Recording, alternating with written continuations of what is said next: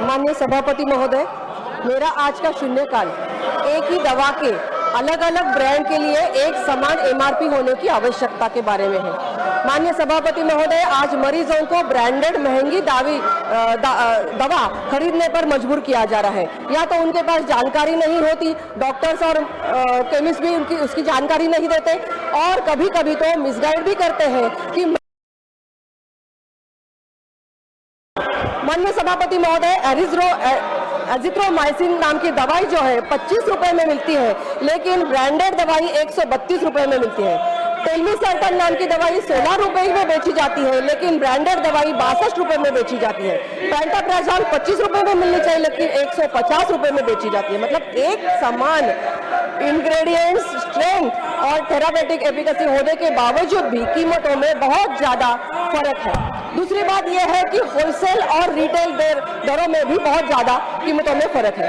WHO ने guideline दिया है कि इंटरनल रेफरेंस प्राइसिंग निश्चित होनी चाहिए ताकि मुनाफाखोरी जो लगातार हो रही है उसको रोक लग सके।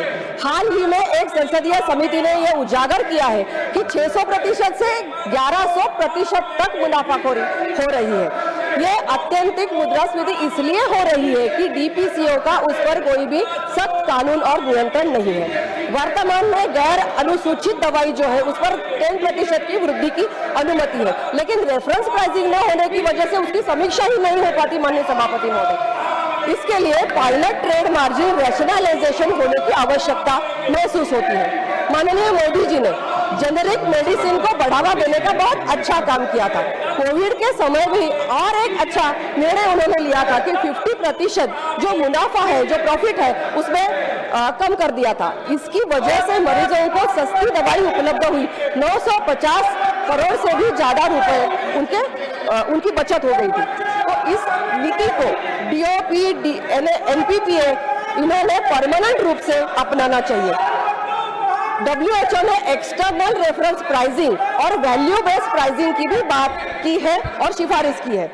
मैं अनुरोध करती हूं कि वैश्विक बेंचमार्क और गुड प्रैक्टिसेस को अपनाना चाहिए ताकि भारतीय दवाई भी वैश्विक वैज्ञानिक रूप से उचित, न्याय संगत और प्रतिस्पर्धी बनी रहे। अतः मैं मांग करती हूं माननीय महोदय कि DOP, DPCO और NPPA की भूमिका को सशक्त कर एमआरपी लागू कर देना चाहिए और अतिरिक्त मूल्य पर रोक लगनी चाहिए। डॉक्टर्स और केमिस्ट के लिए